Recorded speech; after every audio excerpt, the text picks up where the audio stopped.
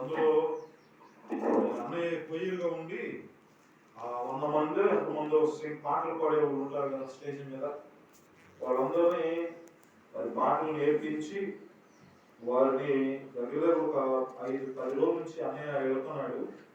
వెళ్ళి వాళ్ళని చక్కగా పాటలు పాడడానికి వాళ్ళని చక్కగా నేర్పించి మరి ఈ నిన్నటి నుంచి ఈ నిన్న సాయంత్రం 25 నుంచి స్టార్ట్ అయింది. ఈ రోజు నుంచి లెక్క అయితే మరి 3 రోజులు 4 రోజుల మీటింగ్లో అన్నయ్య అక్కడ వాడపడతాడు. అయితే గత వారం తెలియజేశాడు, మరి వారం తమ్ముడు కమలాకర్ నడిపిస్తాడు మొత్తం అని చెప్పారు. దేవుడికి స్తోత్రం, హల్లెలూయా. అలాంటి అవకాశం రావడం కూడా చాలా మంచిది. ఈ దినము అక్కడ చెప్పవలసినటువంటి వాక్యాన్ని ఇక్కడ జ్ఞాపకం చేస్తున్నాను. గొర్రె పిల్ల పెండ్లి విందు అనేటువంటి అంశాన్ని జ్ఞాపకం చేసుకున్నాం. ఎవరు విందట? గొర్రె పిల్ల అనగా ప్రభు అయిన యేసుక్రీస్తు. ఆయన గొర్రె పిల్ల, ఆయన పెండ్లి విందు అనగా ఆయనకి వివాహము జరుగుతుంది. అందుకని బైబిల్లో మరియు అతను నాతో ఇలాగూ చెప్పాను. ప్రకటన గ్రంథం 19:9 మాట ఉంటుంది. మరియు అతడు నాతో ఇలాగూ చెప్పాను, గొర్రె పిల్ల పెండ్లి విందుకు పిలువబడిన వారు ధనులని వ్రాయము. ఏ విందంట? గొర్రె పిల్ల పెండ్లి విందు. మరి ఆ గొర్రె పిల్ల వివాహ మహోత్సవ సమయము వచ్చింది, రాబోతుంది, జరగబోతుంది. ఆ జరగబోయేటువంటి వివాహానికి, ఆ విందుకి పిలువబడినటువంటి వారు ఏమండి? ధన్యులు. ఇదేమో ఆత్మ సంఘముతో చెప్పుమాట చెవిగలవాడు విననుగాక. ఆ గొర్రె పిల్ల పెండ్లి విందుకు వెళ్ళడం అంటే అది సామాన్యమైనటువంటి విషయము కాదు. ఈ దినాల్లో ఈ ప్రపంచమంతా ఈ ఆదివారం రాగానే విందులు జరుగుతున్నాయి. ఏం జరుగుతున్నాయి? విందు. ప్రపంచమంతా విందు జరుగుతుంది, ఒక చోట కాదండి. విందంటే ఆ గొర్రె పిల్ల పెళ్లి విందుకు మనం వెళ్ళాలంటే ముందుగా ఈ లోక సంబంధమైనటువంటి విందు జరుగుతుంది, ఆలయాల్లో జరుగుతుంది, సంఘంలో ఈ దినం వాక్యం చెప్పడం అంటే ఇది విందు. ఈ విందు, ఆ విందుకు వెళ్ళాలంటే ముందుగా ఇక్కడ సిద్ధపడాలి. హల్లెలూయా. ఆ విందుకు వెళ్ళాలంటే ఒక అర్హత కావాలి. బైబిల్లో ఒక మాట ఉంది కదా, ఆ విందుకు మనం సిద్ధపడాలంటే, వెళ్ళాలంటే ముందుగా ఈ లోక సంబంధమైన విందును సమృద్ధిగా మనం ఏం చేయాలి? భుజించాలి. ఇది ఈ లోక సంబంధమైన విందు. ఈ విందు ఎవరు ఏర్పాటు చేస్తారంటే దైవజనుడు ఏర్పాటు చేస్తున్నాడు. హల్లెలూయా. ఆ విందును ఎవరైతే వచ్చి ఆ విందులో పాల్గొని దానిని భుజిస్తారో వారు ధన్యులు. ఇంకోటి ఏంటంటే పిలువబడినటువంటి వారు, ఆ విందుకు పిలువబడేటువంటి అర్హత కలిగినటువంటి వారముగా మనం ఉండాలి. హల్లెలూయా. మరి దినాల్లో మరి ఏదైనా పెళ్లి విందుకు వెళ్ళాలన్నా మనం ముందుగానే సిద్ధపడతాం. ఆ రోజు డెకరేషన్ అంతా మరొక రోజు కనపడదు. రోజు చేస్తాము మనం. ఆ రోజు ఆ పెళ్లికి వెళ్ళాలంటే ఉదయం నుంచే లేచిపోయి ఏం చేస్తాం? మన పనులన్నింటినీ సిద్ధపరచుకుంటాం. ఏమండి? ఆ లోక సంబంధమైనటువంటి విందు అనగా ఈ శరీరానికి తగినటువంటి ఆ విందు, దాని కొరకు మనం రకరకాలైనటువంటి ఆలోచన కలిగి మనం ఎక్కడికి వెళ్తామంటే ఆ విందు సేవకు వెళ్తాం. ఆ వెళ్ళినప్పుడు అక్కడ భోజనాలు సిద్ధపరిచినప్పుడు, ఆ భోజనాల్లో వాళ్ళు చేస్తున్నప్పుడు మనం సమయం అక్కడ వాళ్ళందరూ ఉన్నప్పుడు మనకు ఖాళీ లేకపోవడం మనం ఏం చేస్తామంటే ఆ విందు, ఆ కూర్చున్నటువంటి వారు వెనకాల నిలబడతారు. ఈ మధ్య ఫ్యాషన్ అయిపోయింది. వాళ్ళు భోజనం చేస్తుంటే మనం వెనకాల నిలబడాలి. నిలబడి వాళ్ళు ఎప్పుడు అవుతుందా, ఎప్పుడు తింటారని ఆలోచన కలిగినటువంటి వారు, ఎవడో ఆత్మత కలిగినటువంటి వారుగా వాళ్ళంగానే మనం కూడా తినాలి. వారు తెచ్చేటువంటి ఐటమ్స్ ఏమేమి తీసుకొస్తున్నారు వెనకాల నుంచి క్యాచ్ చేస్తాం. అబ్బా భలే పెడుతున్నారే. ఎవరిని పెళ్లికి వెళ్ళి పెళ్లిలో ఆ పెళ్లి బాగా జరిగిందని చెప్పుకోరు, కానీ ఏం చెప్పుకుంటాం? భోజనం బాగా పెట్టారు, వెరైటీస్ లేదు, బాగా పెట్టారంటే అబ్బా భలే జరిగిందండి. కానీ ఈ దినము గొర్రె పిల్ల వివాహ మహోత్సవానికి పెళ్లి విందుకు పిలువబడినటువంటి వారు ధన్యులు, పిలువబడినటువంటి వారు. ఏదైనా మన సంఘంలో ఉన్నటువంటి మనలను పిలవాలి. ఏ పెళ్లికి? యేసయ్య పెళ్లికి.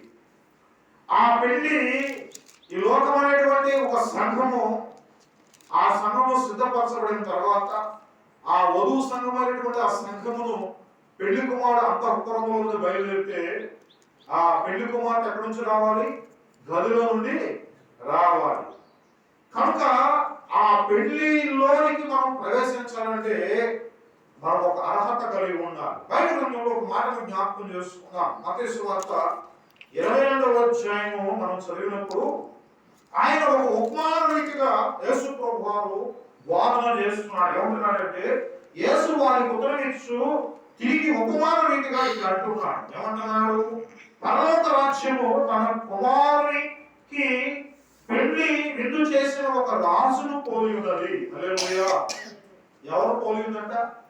రాజు అనగా తండ్రి దేవుడు. ఈ పెళ్లి కుమారుడు ప్రభు అయిన యేసుక్రీస్తు. ఆ పెళ్లి విందుకు పిలువబడినటువంటి వారిని రప్పించుటకు అతడు తన దాసులను పంపినప్పుడు వారు వినడానికి పోయి కాగా అతడు, ఇదిగో నా విందు సిద్ధపరిచి ఉన్నాను, ఎద్దులను ప్రవీణ పశువులను వరించబడినవి అంతయు సిద్ధముగా ఉన్నది, పెళ్లి విందుకు రండని పిలువబడినటువంటి వారితో చెప్పుడని వేరే దాసులను పంపెను. కానీ వారు లక్ష్యము చేయక ఒకడు తన పొలమునకు మరి ఒకడు తన వర్తమునకు వెళ్ళి. చూశారు, ఇక్కడ ఒక విందును పెళ్లి విందుకు రమ్మని ఒక యజమానుడు అనగా తన కుమారుని యొక్క వివాహానికి పిలువబడినప్పుడు తన కొంతమంది దాసులను పంపించినప్పుడు ఏమైందంట, ఆ పెళ్లి విందుకు పిలువబడినటువంటి వారు రప్పించినప్పుడు అతడు తన దాసులను పంపించినప్పుడు వారు వినలేకపోయి రాలేదు. పెళ్లి విందు జరుగుతుందో రండి అని ఆహ్వానం చెప్పినప్పుడు డైరెక్ట్ గా మనుషులు పిలిచినప్పుడు వారు ఎవరంట వినలేకపోయి. తర్వాత చూసినప్పుడు కాగా అతడు, ఇదిగో నా విందు సిద్ధపరిచి ఉన్నాను, ఎద్దులను ప్రవీణ పశువులను. దాని విందులు ఏంటి? ఆహారము ఎద్దులను ఏంటంట ప్రవీణ పశువులను వరించబడినవి అంతయు సిద్ధముగా ఉన్నది, పెళ్లి విందుకు రండని పిలువబడిన వారితో చెప్పుడని వేరే దాసులను పంపినగా. వారిని పంపించినప్పుడు వినడం వల్ల మరలా వేరే దాసులను పంపించినప్పుడు కూడా వారిని పంపించినప్పుడు వారు లక్ష్యము చేయక అని వారు నిర్లక్ష్యం కలిగి ఒకడు తన పొలమునకు మరి ఒకడు తన వర్తకములకు వెళ్ళి. ఏమైందంట, వారిని పిలిచినప్పటికీ వారు అలక్ష్యం చేసి ఒకడేమో పొలానికి వెళ్ళిపోయాడు, మరి కొంతమంది ఎక్కడికి వెళ్ళారంట? వ్యాపారం చేసుకోవడానికి వెళ్ళిపోయారు. తక్కిన వారు అతని దాసులను పట్టుకొని అవమానపరిచి తర్వాత ఏం చేశారంటే, ఎలా మమ్మల్ని మీరు పిలుస్తారా? వెళ్ళోళ్ళు వెళ్ళారు, మిగిలినటువంటి వారు ఏం చేశారంటే ఈ పంపబడినటువంటి దాసులను ఏం చేశారట? కొట్టి చంపిరి. కాబట్టి రాజు కోపపడి తన దండలను పంపి ఆ నరహంతకులను సంహరించి వారి పట్టణమును తగలబెట్టించాడు. పంపించినటువంటి రాజు ఏం చేశాడంటే, అరే మిమ్మల్ని పెళ్లికి పిలిస్తే మీరు రాకపోతే ఒక ఎత్తు, పంపినటువంటి వారిని కూడా మీరు ఏం చేశారు? చంపేశారు అని ఆయన కోపడు ఏం చేశాడంటే నరహంతకులను సంహరించి వారి పట్టణాన్ని కూడా ఏం చేశాడట? తగలబెట్టేశాడు. అప్పుడు అతడు పెళ్లి విందుకు సిద్ధంగా ఉన్నది కానీ పిలువబడిన వారు పాత్రులు కారు కనుక రాజమార్గంలో ఇక్కడ పెళ్లి విందు రెడీగా ఉంది కానీ పిలిచినటువంటి వారు పాత్రులు కాదు, పిలిస్తే రావట్లేదు కదా. కాబట్టి ఆయన ఏం చేశాడంటే కనుక రాజమార్గంలో పోయి నీకు వినబడిన వారందరి కనబడి వారందరినీ పెళ్లి విందుకు పిలువడని తన దాసులతో చెప్పాను.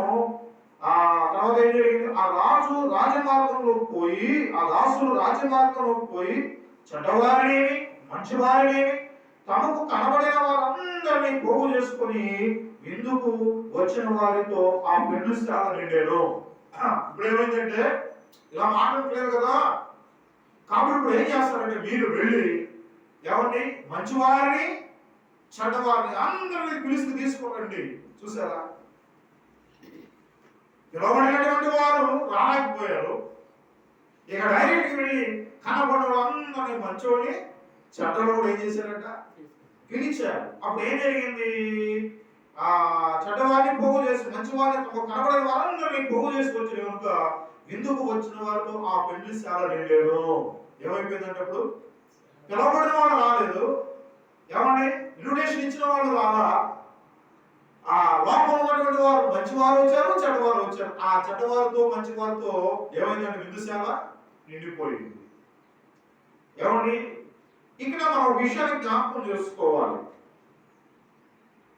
ఈ దినము దేవుని మందిరం అనబడినటువంటి ఈ విందుశాలకు దైవజనుడు ఫోన్ చేస్తున్నాడు. ఏం చేస్తున్నాడు? ఫోన్ చేయాల్సి వస్తుంది. మెసేజ్లు పెడతారు కొన్ని మందిరాలు. ఎక్కడ రావాలి? విందుశాలలో విందు సిద్ధంగా ఉంది. ఆ విందు శ్రేష్టమైనటువంటి విందు. హల్లెలూయా. ఈ విందు పరలోకానికి తీసుకెళ్ళేటువంటిది, ఆరోగ్యానికి మంచిది. మనుషులు రొట్టె వలన మాత్రం కాదు కానీ దేవుని నోటి నుంచి వచ్చి ప్రతి మాట వలన మనుషులు ఏమవుతున్నారు? బ్రతుకుతున్నారు. మనం బ్రతుకున్నామంటే ఈ కేవలం ఎవరి కృపాది? దేవుని యొక్క ఉచితమైన కృప. దేవునికి స్తోత్రం. హల్లెలూయా. ఆ విందుకు వచ్చినటువంటి వారు, విందులో కూర్చున్నటువంటి వారు, ఆ విందును ఆరాధించినటువంటి వారు, వారు ఎవరు ఆరాధించింది? ఎవరు వచ్చారు? పిలవబడినటువంటి వాళ్ళ. ఈ దినాల్లో క్రైస్తవులైనటువంటి వారు ఎవరో ఒక సామెత ఒకటి ఉందండి. ఈ కడవరి దినాల్లో, ఈ చివరి దినాల్లో జాగ్రత్తగా వినాలి. ఈ చివరి దినాల్లో, ఈ కడవరి దినాల్లో, ఈ దుర్దినాల్లో విశ్వాసులేమో టీవీలో కూర్చుంటున్నారు, అవిశ్వాసులు ఎక్కడికి వస్తున్నారు? మందిరానికి వస్తున్నారు. కనుక ఈ విందుశాలలో మంచి ఆహారం ఉన్నది. హల్లెలూయా. ఎక్కడ ఉంది? అయ్యా నేను రోజు మంచి ఆహారం తెచ్చుకొని తింటున్నా, అది నీ శరీరం నిండింది. కానీ నీ ఆత్మకు అభివృద్ధి కావాలంటే ఆత్మ సంబంధమైన ఆహారము తప్పనిసరిగా భుజించాలి. చూడండి, ఈ దినాల్లో ప్రపంచం అంతా విందు జరుగుతుంది.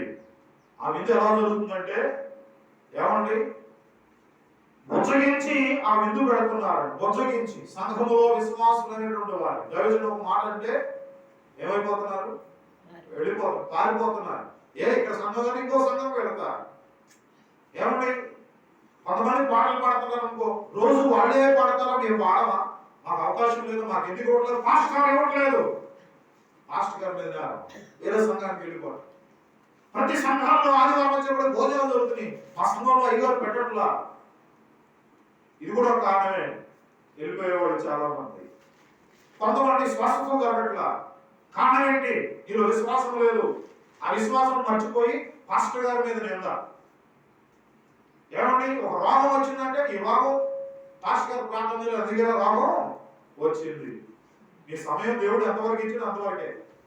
ఏమండి ఆ సమయం వచ్చాక నువ్వు తప్పనిసరిగా ఎవరు ఒకరి తర్వాత ఒకరు వెళ్ళాల్సింది. ఎవరు ఇక్కడ ఉండేటువంటి వాళ్ళు ఎవరు లేరు. కనుక ఇలాంటి పరిస్థితులు వెళ్ళినటువంటి వారిగా ఆ పిలవడైనటువంటి వారు కూడా సాగులు చెబుతున్నారు. అమ్మ ఆదివారం ప్రార్థన, అయ్యా ఈరోజు పని ఉందండి. అయ్యా ఏముంది? పని ఉంది.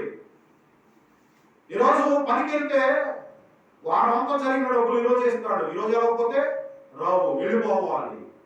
సాకులు చెప్పడం. ఇక్కడ కూడా అంటారు మేము పొలం వెళ్ళాలి. ఎక్కడికి వెళ్ళాలి? అలా చోట ఎందుకు జరుగుతుంది? రాజుగారు పిలిచారు, వారి కుమారుడు వివాహం జరుగుతుంది రండి అని పిలిస్తే ఎంత సంతోషంగా వెళ్ళాలండి. కానీ ఆ సంతోషాన్ని మర్చిపోయి వారు ఏం చేస్తున్నారు తెలుసా? వారు సాకులు చెప్తూ వారు లోక సంబంధమైనటువంటి పనులను పురుగొలుపుకొని అక్కడ వెళ్ళడానికి ప్రయత్నం చేస్తున్నారు. జాగ్రత్త. అయిపోయింది, సమయం అయిపోయింది, అంతటా సమయం అయిపోయింది. ఇది కాలము. ఏమండి ఇది కృపాకాలం కూడా ముగించుకునేటువంటి దినం, చివరి దినం, ఎండింగ్ లో ఉన్నాం, బోర్డులో ఉన్నాం. కనుక ఈ దినము మనం జ్ఞాపకం చేసుకోవాల్సిన విషయం ఏంటంటే, చూడండి విందుకు ఏమన్నా ఇక్కడ గొర్రె పిల్ల పెళ్లి విందుకు పిలువబడినటువంటి వారు ధన్యులు. ఏదో నువ్వు మందిరంలో ఉన్నావంటే నువ్వు ధనుడివే. హల్లెలూయా. నువ్వు ఆయన ఆరాధన చేస్తున్నావు, నువ్వు ధనురాలవే. ఏమంటే ఈ దినము ఈ ధన్యతను కోల్పోయినటువంటి వారి యొక్క జీవితం ఏంటో ఇక్కడ మనం జ్ఞాపకం చేసుకుందాం.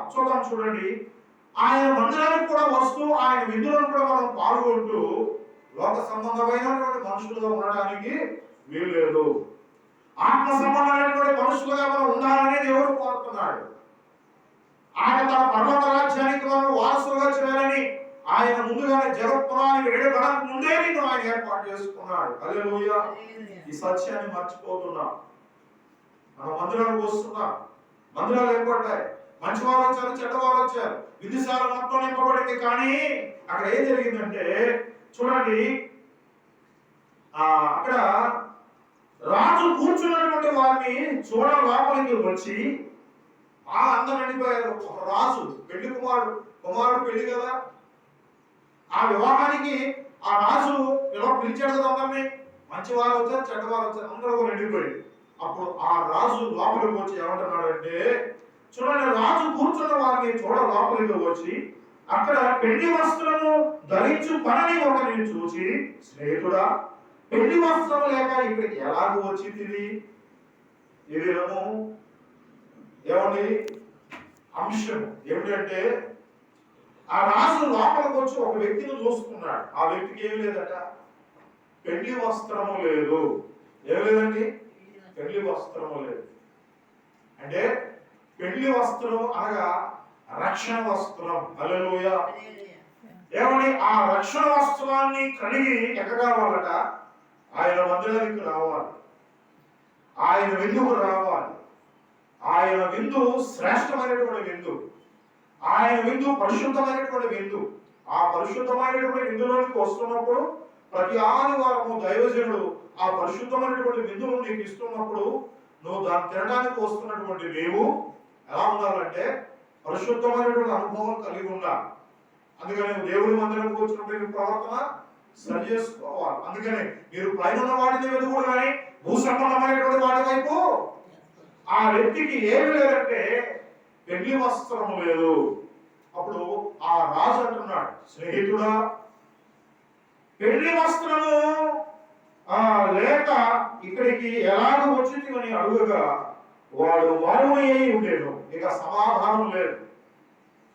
పెళ్లి వస్త్రము లేకుండా ఎలాగ నీవు వచ్చావు అంటే ఏమండి, విధు జరుగుతుంది కదా, ఆ విధులో నలుగురు వచ్చి కూర్చొని ఏమండి ఆ విధులు ఆలయించి వెళ్ళిపోతే పోతానుకుంటున్నాం. కానీ ఏమండి మనం చూడకపోయినా మన దేవుడు ఆయన కనుదృష్టి లోకమంతటా సంచారం చేస్తుంది. ఆయన నిన్ను చూసే దేవుడు. నీవు మందిరంలో ఎలా ఉంటున్నావు, నీవు ఏ విధంగా దేవుని మాటలు వింటున్నావు, ఆయన సన్నిధికి నీవు ఏ విధంగా ముందుగా సిద్ధపడి వస్తున్నావు, ఆ విషయాలన్నింటినీ ఆయన గ్రహిస్తున్నటువంటి దేవుడు. హల్లెలూయా. కనుక ఈ కడవరి దినాల్లో నన్ను కూడా దేవుడు అడుగుతున్నాడు, నీవు దేవుని మందిరంకి వస్తున్నప్పుడు, ఆయన విందు సేవకు వస్తున్నప్పుడు నీవు ఏ అనుభవం కలిగి వస్తున్నావు? లోక సంబంధమైన అనుభవం కలిగి మందిరానికి వెళ్ళడానికి వీల్లేదు. లోక సంబంధమైనటువంటి ఆ పితృ పారంపర్యాచారాలు కలిగి ఉండడానికి వీల్లేదు. నీవు మారు మనసు పొందాలి. హల్లెలూయా. నువ్వు మారు మనసు పొంది పరిశుద్ధుల యొక్క సహవాసంలో నీవు కూడా దేవుని స్తుతించేటువంటి అనుభవం కలిగి ఉండాలి. కానీ ఆ వ్యక్తిలో ఆ లక్షణాలు లేవు. అక్కడ ఏమంటాడంటే, స్నేహితుడా, పెళ్లి వస్త్రంలోకి ఇక్కడికి ఎలా వచ్చింది అని అడుగగా వాడు మౌని నేను. అంతటా రాజు ఇది కాళ్ళు చేతులు కట్టి వెలుపడి చీకటిని త్రోసివేయుడి, అక్కడ ఏడుపును పండ్లు కొరవడి ఉండనని పరిచారకులతో చెప్పాను. ఏం చేస్తున్నారంట ఆయన? నువ్వు పెళ్లి వస్త్రం లేకుండా రావడం వల్ల ఏమండి నువ్వు చెడిపోతావు, చెడిపోయినటువంటి నీవు ఉన్నటువంటి వారందరూ కూడా చెడిపేస్తావు. నువ్వు వెళ్ళేవాడిని వెళ్ళలేవు. నువ్వు చేయవలసింది ఒకటే, వెంటనే ఆ పరిచారకు నిలిచి తంటాడు, ఇతని కాళ్ళు చేతులు కట్టి ఎక్కడ తీసుకున్నారట? ఎక్కడ ఏ గదిలో కూడా ఏమంటున్నాడు? ఒక చోట చీకటి గదిలో. అక్కడ ఏముంటాయంటే అక్కడ ఏడుపును పండ్లు కొరవడి ఉండమని పరిచారకులతో చెప్పాను.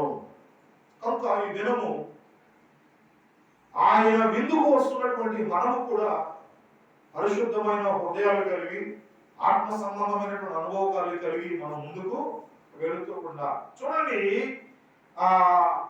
ఈ వ్యక్తి యొక్క ఆలోచన మనం గ్రహించినప్పుడు అప్పుడు ఎలా ఉన్నాడంటే, పెళ్లి వస్త్రం లేకపోవడం అంటే అర్థం ఏంటంటే, రోమిలకు రాసిన పత్రిక 2:5 అంటాడు కదా, నీ కాఠిన్యమును నీ మార్పుకున్న నీ హృదయం అనుసరించి ఉగ్రతా దినమందు అనగా దేవుని న్యాయమైనటువంటి తీర్పు బయలుపరచబడు దినమందు నీకు నీవే ఉగ్రతను సమకూర్చుకుంటున్నావు. మందిరాన్ని కూర్చున్నప్పుడు కఠినమైన హృదయాలు కలిగి ఉంటాడు. ఏమండి, ఒకరితో ఒకరు సహవాసం లేనటువంటి అనుభవాలు కలిగి ఉండడం, ఒకరిని చూసి ఒకరు ఓర్చుకోవాలనేటువంటి స్థితి కలిగి ఉండటం, ఈ అనుభవాలు కలిగినటువంటి హృదయం నీ కాఠిన్యమును అనగా కఠినమైనటువంటి విధానమును మార్పుకొమ్మని నీ హృదయమును అనుసరించి, నీ హృదయం ఎట్లా చెబుతుందో అట్లా అనుసరిస్తున్నావు. కానీ దేవుడు చెప్పేటువంటి మాటలు ఏం చేస్తున్నావు? అలక్ష్యం చేస్తున్నావు, నిర్లక్ష్యం చేస్తున్నావు. దేవుని మాటలు వినటం లేదు, నీ హృదయాన్ని కఠినం చేసుకుంటున్నావు. కానీ అలాగే నువ్వు జీవిస్తే ఉగ్రత దినమందు ఒకటి ఉంది.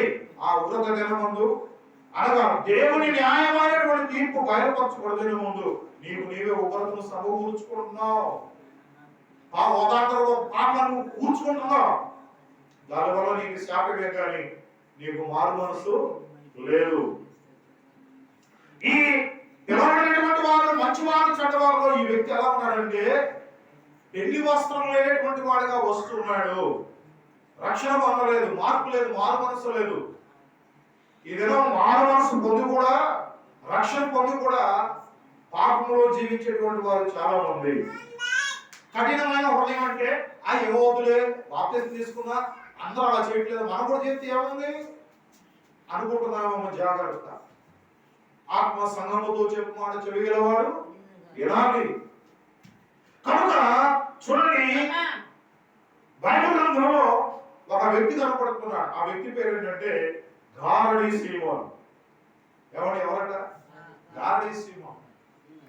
అతడు దేవుని వరం లేదు, పరిశుద్ధాత్మనే వరం లేదు కానీ అతడు గారడీ విద్యను చేస్తూ అనేక మందిని మైమరిపిస్తున్నాడు.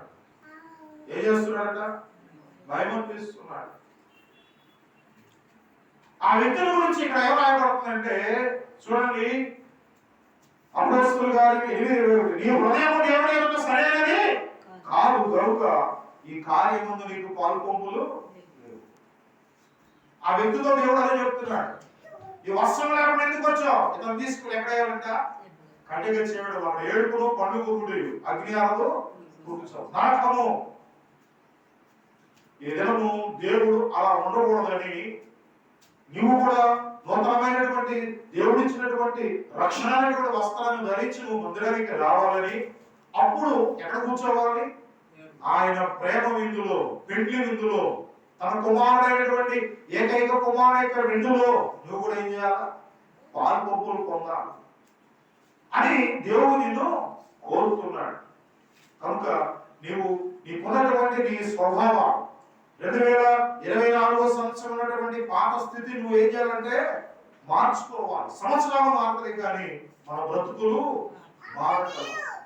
అందుకనే ప్రభు అంటాడు ఈ కార్యములు ఏమని, ఈ హృదయము దేవుని యొక్క సరైనది కాదు కనుక ఈ కార్యములు నీకు పాలు పంపులు నువ్వు ఒకవేళ నువ్వు వచ్చిన వృధా వెళ్ళిపోతానే. కారణం ఏంటంటే ఆ విందుశాలలో నువ్వు వస్త్రం లేకుండా వచ్చావు. చాలా మంది పెళ్లిలో ఏమండి పెళ్లి కార్డు ఇవ్వకపోయినా పిలవకపోయినా వెళ్ళేటువంటి వాళ్ళు చాలా మంది. కొంతమంది పట్టించుకోరు కానీ కొంతమంది పట్టించుకుంటారు. బాయ్ నువ్వు ఎక్కడి నుంచి వచ్చావు? నీ ఊరు ఎక్కడ? నువ్వు పిలవకుండా ఎందుకు వచ్చావు? ఏదో అర్జెంట్ బయటకు వెళ్ళిపోమని చెప్పేసి బయటే నెట్టేటువంటి వాళ్ళు చాలా మంది. చాలా ఎంత అవమానం అండి. నిజంగా దేవుని సన్నిధిలో కూడా నువ్వు అలా ఉంటున్నావంటే అది దేవుడికే అవమానం. కనుక ఆయనకు అవమానపరచబడినటువంటి ఏ విషయంలో నీవు అలాంటి విషయంలో ఉండటానికి వీలు లేదు. ఆయన పరిశుద్ధుడు. ఆయన ఏమైనాడు? పరిశుద్ధుడు. ఆయన పరిశుద్ధుడై ఉన్నాడు. అందుకనే ఆయన దూతలు కూడా పరిశుద్ధుడు అని నిత్యము పొగడబడుచున్నటువంటి దేవుడు. నీవు ఈ దినము ఆయన సన్నిధిలో ఆయన విందులో నీవు కూడా ఆయన ఇచ్చేటువంటి శ్రేష్టమైనటువంటి ఆహారము ఆ విందులో నీవు కూడా పాల్గొనాలి. ఆ విందు శ్రేష్టమైనది. ఆ విందులో నువ్వు పాల్గొంటే నువ్వు పరలోక రాజ్యానికి వారసుడవు. హల్లెలూయా. కనుక ప్రభువునందు ప్రియమైనటువంటి వారు ఇంకెవరైతే అలాంటి స్థితిలో ఉన్నారో వారు తమ హృదయాలను స్థిరపరచుకొని సిద్ధపరచుకొని దేవుని కొరకు జీవించేటువంటి వారిగా ఆయన మందిరంలోనికి రావాలి. హల్లెలూయా. మరొక మాట జ్ఞాపకం చేసుకున్నప్పుడు ఎబ్రిల రాసిన పత్రిక 3:12 అంటాడు కదా, సహోదరులారా జీవగల దేవుని విడిచిపోయినటువంటి విశ్వాసులని దుష్ట హృదయం మీలో ఎవరి యందైనా ఒకవేళ ఉండునేమో అని జాగ్రత్తగా చూసుకోవాలి. ఆ వ్యక్తిలాగా ఈ దినం ఎవరైనా ఉన్నారా? ఎవరికి వారే హృదయాలోచన చేసుకోవాలి. అయ్యా నేను అలా ఉన్నానా? నన్ను మార్చు ప్రభువా. నా కఠినమైనటువంటి స్థితి నుంచి నన్ను విడిపించు ప్రభువా. మూర్ఖ స్వభావం కలిగినటువంటి వ్యక్తిగా, మూర్ఖ స్వభావం కలిగినటువంటి మనుషులు కలిగి ఉంటున్నా, నన్ను క్షమించని మనం దేవుని ఏం చేయాలంటే అడగాలి. చూడండి ఏమంటాడు ఇక్కడ, సహోదరుల జీవముల దేవుని విడిచిపోవడం జాగ్రత్త. ఆయన విందులో ఆయన ఉన్నాడు. ఆయన ఎలాంటి వాడంటే జీవం ఇచ్చేటువంటి దేవుడు. హల్లెలూయా. ఆ జీవము కలిగినటువంటి దేవుని విడిచిపోయినటువంటి విశ్వాసము లేనటువంటి ఒక మనుషుడుగా, దుష్ట హృదయం కలిగినటువంటి వ్యక్తిగా ఒకవేళ ఎవరైనా ఉన్నారేమో వారు ఏం చేయాలంట, అయ్యా ఈ దినము నేను అలా ఉన్నాను, నన్ను క్షమించుకోవా. అయ్యా నేను అలాంటి వాడినయ్యా, నన్ను క్షమించని మనం ఆయన సన్నిధిలో, ఆయన మందిరంలో, ఆయన విందులో పాల్గొనేటువంటి మనం ముందుగా సిద్ధపడాలి. హల్లెలూయా. తర్వాత చూసినప్పుడు ప్రసంగి గ్రంథం 9వ అధ్యాయం 3వ వచనం, అందరికీ ఒకటే గతి సంభవించును, సూర్యుని క్రింద జరుగు వాటిలో ఇది బహు దుఃఖకరము, మరియు నరుల హృదయం ఎలా ఉందంటే చెడుతనముతో నిండి ఉన్నది. ఎలా నిండి ఉందంట? ఏమంటాడు, బ్రతుకు కాలమంతయు వారి హృదయమందు వెర్రితనము ఉండను. మనం ఎలాంటి అన్నమాట, చెడుతనము ఉంటుంది మనలో. రెండోది వెర్రితనం, వెర్రి భక్తి కలిగినటువంటి వాళ్ళు. ఏమంటే ఎలాంటి వారు అంటారు? చెడుతనం ఉంది. రెండోది ఒక ఆదివారం వస్తాం, ఒక ఆదివారం అనుకుంటాం కదా, మనం వెళ్ళిపోవాలి అర్జెంటుగా, అందరికంటే ముందే కూర్చోవాలి ఏమండి అనుకుంటాం. అదొక వెర్రి భక్తి. ప్రతి ఆదివారం రాస్తే అది నీకు వెర్రి భక్తి కాదు. కనుక ఇదేనా మనం ఎలా ఉన్నాం ఆయన సన్నిధిలో ప్రశ్న వేసుకోవాలని ఆలోచన చేస్తున్నా. అందుకంటాడు కదా, ఇది బహు దుఃఖకరం, మరియు నరుల హృదయము చెడుతనంతో నిండి ఉన్నది, బ్రతుకు కాలమంది వారి హృదయమంతా వెర్రితో నిండి ఉన్నది. వెర్రితం. ఏమండి వెర్రితం? వెర్రివాళ్ళని ఎవరంటారు? వెర్రివాళ్ళు అంటారు ఏమండి? వెర్రివారు. అన్ని వెర్రి మాటలే, అన్ని ఎర్రి మాటలు మాట్లాడతారు. మనం మాట్లాడదానికి ముందుగానే మాట్లాడేస్తాడు, అది కరెక్ట్ కాదు. వెర్రితం. వాయి ఎక్కడదమ్మా. కనుక ప్రభునందు ప్రియమైనటువంటి వారుగా మొదటి యోహాను పత్రిక 1వ అధ్యాయం 7, 8, 9 వచనాలు మనం జ్ఞాపకం చేసుకున్నప్పుడు, మనము పాపము లేని వారమని చెప్పుకుని ఎడల, చూడండి మనుషుల హృదయంలో ఏముంది? వెలుతనం ఉంది, చెడుతనం ఉంది. అదంతా బ్రతుకున్నంతకాలం ఉంటుందంటున్నారు. అది బాగు. ఒక మాట ఉంది కదా, పొడగతో వచ్చింది మనిషి జన్మలోనే పాపం ఉంది. జన్మ కర్మ పాపములు వెళ్ళినటువంటి వారు మనం. ఆయనలో పాపము లేదు. ఆ పాపం పోగొట్టుకోవాలంటే మనం ఎవరి దగ్గర రావాలి? ఆ ఉన్న చెడుతనము వెరితనం పోవాలంటే ఎవరి దగ్గర రావాలి? ఆయన దగ్గర రావాలి. వచ్చినటువంటి మనం దేవుని వాక్యానికి లోపడాలి, దైవజనానికి లోపడాలి. హల్లెలూయా. చూడండి, మనము పాపము లేని వారమని చెప్పుకొని ఎడల వెరితనం ఉంది, రెండోది చెడుతనం. ఈ రెండు మనలో ఉన్నాయని లేఖనాలు రాస్తున్నాయి. అవి ఉండి కూడా మనం ఏమనుకుంటామంటే, మనము పాపము లేని వారమని చెప్పుకుని ఎడల మనమే మోసం పుచ్చుకున్నాం. ఒరే పిచ్చోడా, నువ్వు పాపివే. దేవుడు లేకపోతే, నువ్వు రక్షణ వస్త్రం లేకపోతే నువ్వు పాపివే. ఈ పాపిగా ఉండి నీవు దేవుని ఎందుకు వెళ్ళడానికి కుదరదు. ఆ విధులకు నువ్వు పాల్గొనాలంటే రూల్స్ అండ్ రెగ్యులేషన్స్ నువ్వు పాటించాలి. నిష్ఠానుసారంగా దేవుని సన్నిధిలో ఉండడానికి వీలు లేదు.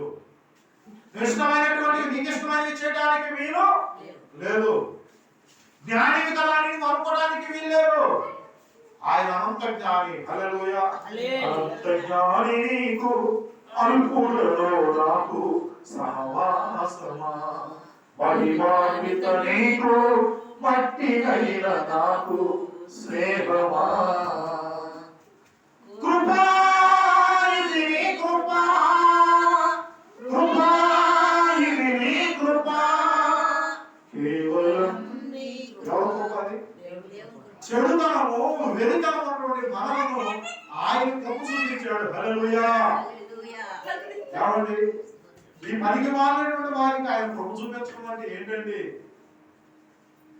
ఆయన గొప్ప దేవుడు. హల్లెలూయా. ఆయన తండ్రి లాంటి వాడు, తండ్రి కన్నా మేమైనటువంటి దేవుడు. హల్లెలూయా.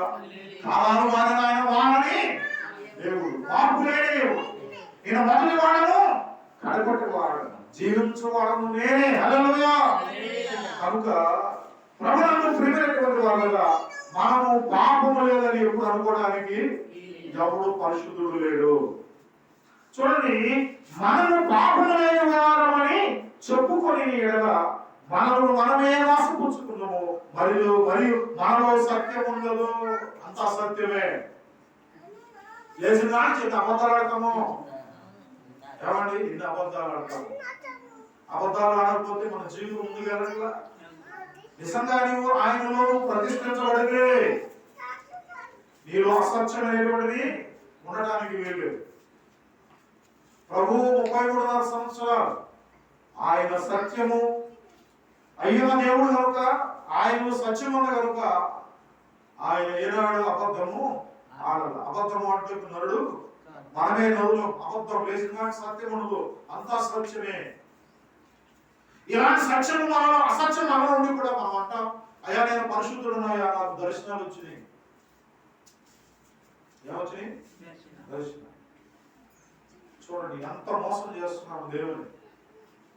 కనుక చూడండి, బైబిల్ గ్రంథంలో రోమీయులకు రాసిన పత్రిక 3:23 అంటాడు, ఏ భేదము లేదు, అందరూ పాపము చేసి దేవుడు అనుగ్రహించి మహిమను పొందలేకపోతున్నారు.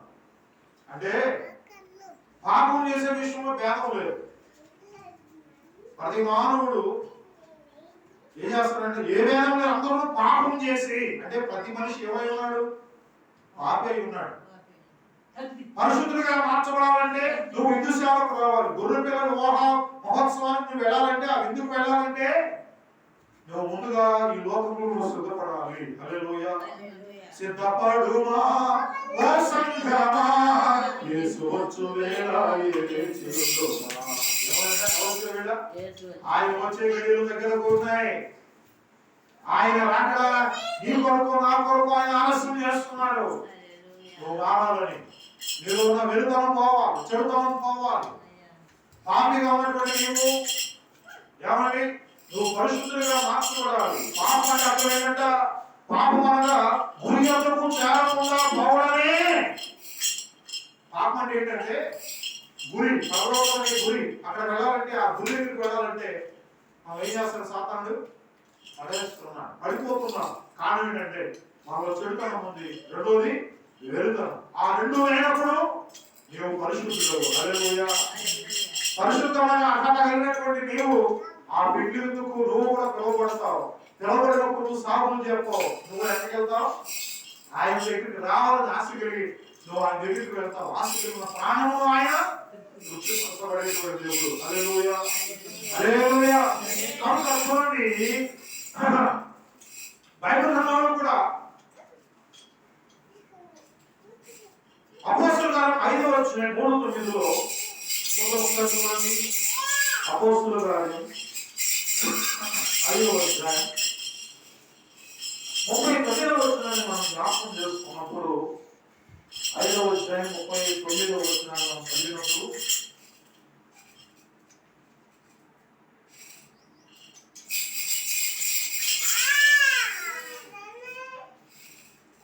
అపోస్తలుల కార్యం 5:3-9 ఆయన మనుషుడు తన భార్య సభ్యులతో ఏకమై పొలమేను భార్య ఎన్నుకునేవాడు దాని నెలలో కొంత దాచుకొని కొంత తెచ్చి అపోస్తలుల పాదముల యొక్క పెట్టెను. అందులో అననీయ సఫీరా అనేటువంటి వారు కూడా బైబిల్లో ఉన్నారు. వారు ఏం చేస్తారంటే అననీయ అనేటువంటి ఒక మనుషుడు తన భార్య అయినటువంటి సత్యతో ఏకమై వాళ్ళు ఏకమై కలిసి ఏమవుతారట